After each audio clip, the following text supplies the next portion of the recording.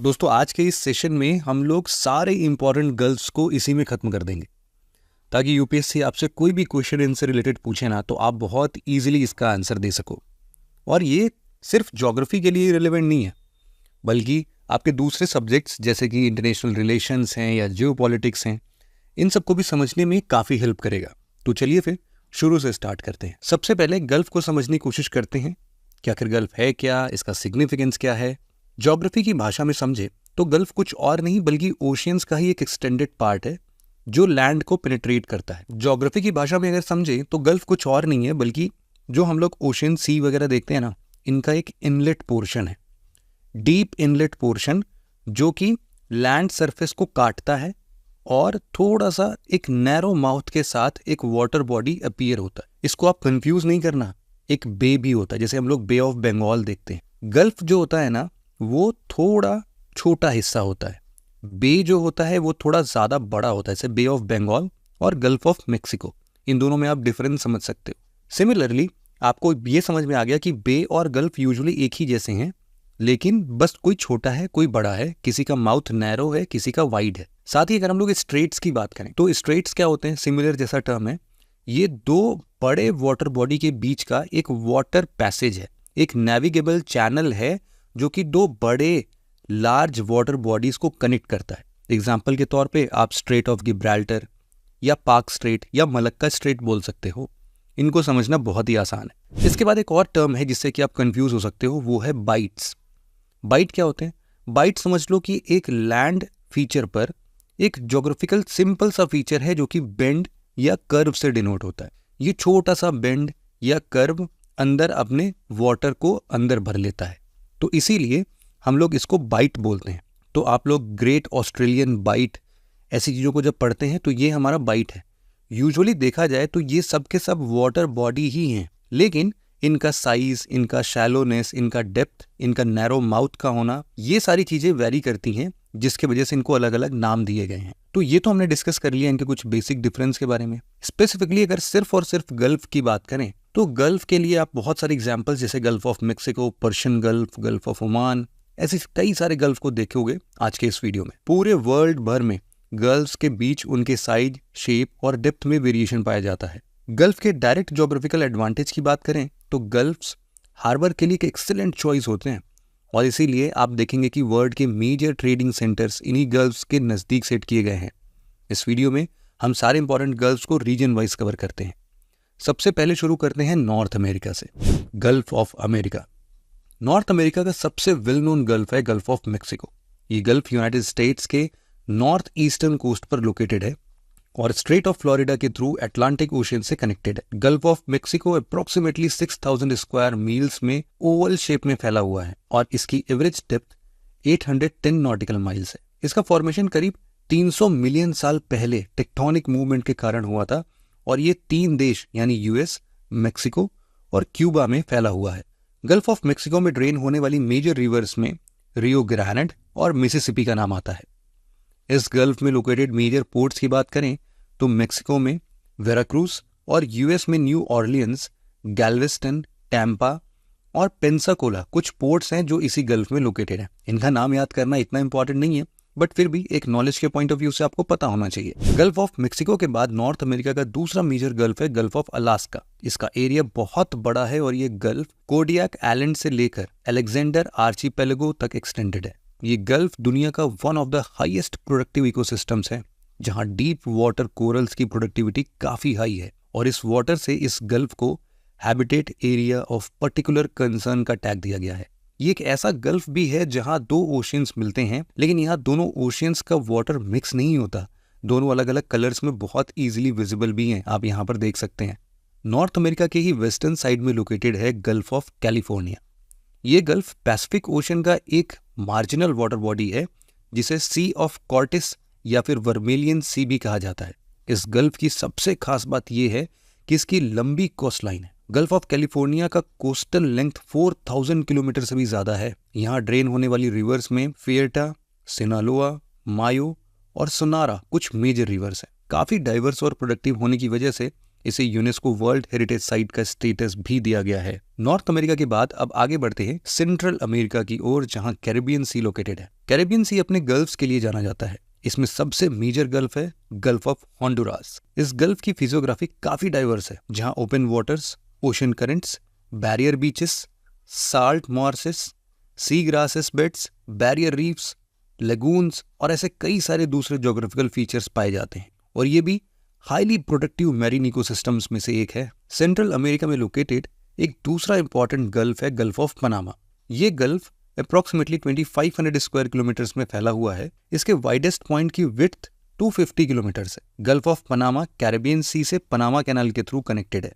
ये गल्फ दूसरे बहुत से छोटी छोटी गल्फ जैसे कि सैन मिगुएल और परीटा गल्फ, ऐसे कई सारे दूसरे गल्फ से घिरा हुआ है। इस गल्फ में लोकेटेड मेजर पोर्ट्स की बात करें तो यहाँ कुछ मेजर पोर्ट्स जैसे कि पनामा सिटी, लापामा और चित्रे पोर्ट्स लोकेटेड है। मैनग्रोव्स इस गल्फ की सबसे मेजर वेजिटेशन है, जहाँ बहुत डाइवर्स बर्ड स्पीसीज पाए जाते हैं, लेकिन पनामा कनाल के बनने से ये bird species existential threats face कर रहे हैं अभी। नॉर्थ एंड सेंट्रल अमेरिका का आखिरी इंपॉर्टेंट गल्फ है गल्फ ऑफ सेंट लॉरेंस।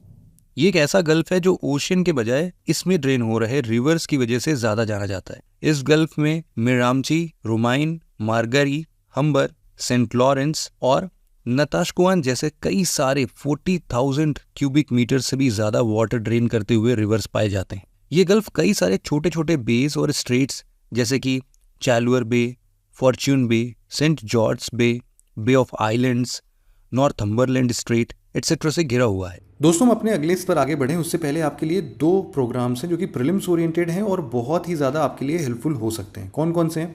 सबसे पहला एक टेस्ट सीरीज़ का फॉर्म है। ये टेस्ट सीरीज़ इतना ज़्यादा रिगरस है कि आप जो 26 मई दी डे के लिए प्रिपेयर कर रहे हो ना, और इससे उस दिन थोड़ा भी डरोगे, उन सबका सोल्यूशन यहाँ पर आपको मिल जाएगा। यहाँ पर आप देख लो, डेली बेसिस पर ना आपको सुबह सुबह 7 बजे बिल्कुल आपको जीएस का क्वेश्चन मिलेगा। फिर उसी के टाइम पर कितने क्वेश्चंस मिलेंगे? वैसे 40 क्वेश्चन। सिमिलरली आपको सीसैट का क्वेश्चन भी डेली बेसिस पर मिलेगा 20 क्वेश्चन। और जो भी आप मंडे टू फ्राइडे अपना पढ़ोगे ना, यहाँ पर पहले तो पूरा फुल फ्लेजेड शेड्यूल दे दिया जा रहा है अगले 90 से 120 दिन का। कैसे आप पढ़ोगे वो सब कुछ यहाँ पर पता चल जाएगा, कितना टाइम किस सब्जेक्ट को कैसे देना चाहिए। ये पूरा करने के बाद आपका सैटरडे एक रिवीजन गैप होगा और संडे आपको फुल लेंथ टेस्ट के थ्रू अपने जितने पढ़े हुए चीज़ें उनको रिवाइज करना रहेगा। इसमें आपको डेली बेसिस पर ऑल इंडिया रैंक, जो भी आप पेपर आज 40 क्वेश्चन का ये जीएस पेपर कर रहे हो ना, ये 40 क्वेश्चन का तुरंत के तुरंत डिस्कशन भी वहाँ पर हमारे एक्सपर्ट फैकल्टीज़ कर देंगे, जिससे कि आपको जो भी प्रॉब्लम है ना उस पर्टिकुलर टॉपिक में वो सब भी क्लियर हो जाएगा। तो रिगरस प्रीलिम्स प्रोग्राम नाम है एक रिगरस टेस्ट सीरीज़ का, जो कि इंग्लिश और हिंदी दोनों मीडियम्स में है और ऑनलाइन और ऑफलाइन दोनों मीडियम्स में है। इसके फर्दर डिटेल्स के लिए आप हमें नीचे डिस्क्रिप्शन में इसका लिंक दिया हुआ है, वहाँ पर जाकर कर सकते हो। दूसरा वाला जो है वो है हमारा एक प्यारा सा क्रैश कोर्स। इस क्रैश कोर्स में हम लोग वीडियो लेक्चर्स के माध्यम से आपके पूरे प्रीलिम्स ओरिएंटेड सब्जेक्ट्स को बहुत ही ईजिली कवर करने की कोशिश कर रहे हैं। इसमें क्या है कि आपके जीएस के क्लासेस मिलेंगे डेली बेसिस पर, करंट अफेयर्स की कुछ एक्स्ट्रा क्लासेस संडे को मिल जाएंगे, सीसैट की भी फुल लेक्चर्स की क्लासेस होंगी, और इसके अलावा आपके कुछ फुल लेंथ टेस्ट हैं। और वीकेंड में आपको जो भी पढ़ रहा है आप, उन वीकेंड्स में आपके लिए वीकेंड टेस्ट भी इंक्लूडेड है। तो ये भी ऑनलाइन और ऑफलाइन दोनों जगहों पर अवेलेबल है, आप इसको देख सकते हैं। यहाँ पर भी मैं आपको एक चीज़ बता देता हूँ कि जो अपना आरपीपी था, यहाँ पर भी आपको कंप्लीट सीसैट मॉड्यूल मिलता है, मतलब कि आपके लेक्चर्स भी मिलेंगे और डेली बेसिस पर क्वेश्चंस तो मिल ही रहे हैं। तो अब ये आपके ऊपर है, आपके लिए जो भी सूटेबल हो आप उसको डेफिनेटली ऑप्ट कर सकते हो। नॉर्थ और सेंट्रल अमेरिका के बाद अब रुक करते हैं यूरोप की ओर। अगर आप यूरोप के मैप को देखें तो आप पाएंगे कि यहाँ की कोस्ट लाइन्स रेगुलर ना होकर काफी कर्व्ड है, और इसी वजह से इस कॉन्टिनेंट में गल्फ्स की संख्या सबसे ज्यादा है। शुरू करते हैं गल्फ ऑफ बोथनिया से। ये गल्फ बाल्टिक सी के नॉर्थर्न मोस्ट पार्ट में है, जो स्वीडन के ईस्टर्न कोस्ट और फिनलैंड के वेस्टर्न कोस्ट के बीच लोकेटेड है। पोलर एरिया से नजदीक होने की वजह से ये गल्फ साल में 5 महीने तो फ्रोजन फॉर्म में ही रहता है। गल्फ ऑफ बोथनिया के ठीक राइट साइड में लोकेटेड है गल्फ ऑफ फिनलैंड। ये गल्फ भी बाल्टिक सी का ही एक ईस्टर्न मोस्ट एक्सटेंशन है। इसके नॉर्थ में फिनलैंड, साउथ में एस्टोनिया और ईस्ट में सेंट पीटर्सबर्ग यानी रशिया लोकेटेड है, जहां नेवा रिवर इसमें ड्रेन होती है। सेंट पीटर्सबर्ग रशिया का सबसे इंपॉर्टेंट ऑयल हार्बर है, जो इसी गल्फ में लोकेटेड है, और इस वजह से रशिया के लिए इस गल्फ का सिग्निफिकेंस भी काफी ज्यादा है। रशिया ने इस गल्फ में करीब 19 आर्टिफिशियल आइलैंड्स भी कंस्ट्रक्ट किए हैं। बाल्टिक सी के नॉर्थ में लोकेटेड है व्हाइट सी, जो कि एक गल्फ है। ये गल्फ बैरेंट सी का ही एक पार्ट है जो रशिया के नॉर्थ वेस्टर्न कोस्ट पर लोकेटेड है। व्हाइट सी के बारे में एक इंटरेस्टिंग फैक्ट ये है कि ये उन चारों सीज में से एक है जिन्हें कलर्स के नाम पर रखा गया है। बाकी के 3 seas Red Sea, Yellow Sea and Black Sea हैं। बाल्टिक सी में ही एक और गल्फ लोकेटेड है जिसका नाम है गल्फ ऑफ रीगा। ये गल्फ लाटविया और एस्टोनिया के बीच लोकेटेड है। यहाँ कई सारे आइलैंड्स लोकेटेड हैं जिसमें सारेमा सबसे लार्जेस्ट आइलैंड है। ईस्टर्न यूरोप में सी ऑफ अजोव एक स्ट्रैटेजिक गल्फ है। हालांकि इसकी साइज नॉर्मल गल्फ से थोड़ी बड़ी है। इसे रशिया और यूक्रेन का इंटरनल सी भी माना जाता है। ब्लैक सी से एक नैरो स्ट्रेट ऑफ कर्च से जुड़ा हुआ है। अब अगर वेस्टर्न यूरोप की बात करें तो यहाँ सबसे important gulf of Cadiz located है। ये गल्फ अटलांटिक ओशन का आर्म है जो स्ट्रेट ऑफ जिब्राल्टर के नजदीक लोकेटेड है। कैडिज गल्फ आइबेरियन पेनिनसुलर के साउथ वेस्टर्न कोस्ट को बॉर्डर करता है और आइबेरियन पेनिनसुलर और मोरक्को के बीच लोकेटेड है। वेस्टर्न यूरोप में ही गल्फ ऑफ लायन भी लोकेटेड है जो मेडिटेरेनियन सी के एक बे की तरह लगता है।